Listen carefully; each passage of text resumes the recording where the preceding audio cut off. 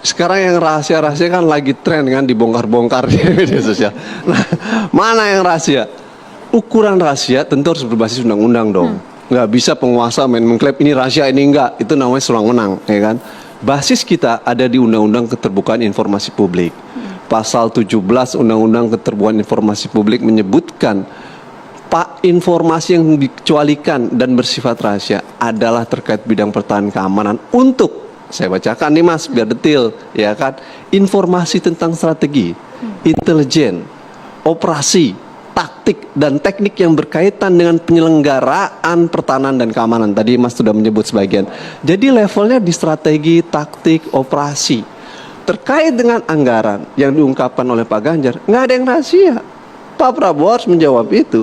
Terkait dengan postur juga sama. Terkait dengan keterlibatan pihak ketiga PT TMI, itu bukan rahasia. Harus dijawab oleh Pak Prabowo apakah benar ada permainan, karena dugaan permainan pihak ketiga yang menimbulkan ketidaktransparan sektor pertahanan tinggi. Kita pengen tentara kita kuat. Siapa yang pengen tentara? Semua pengen tentara kuat, profesional, modern.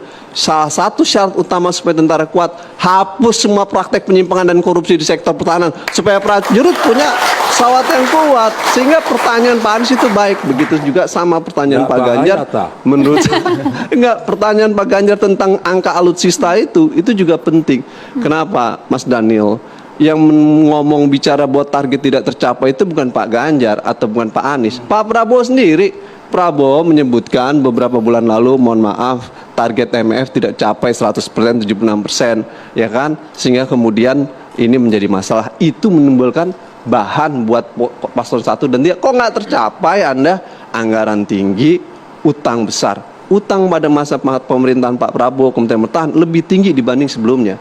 Tapi target tidak tercapai, utang tinggi, anggaran tinggi, target tidak tercapai. Itu yang kemudian menjadi masalah. Berarti perencanaan Anda buruk dong.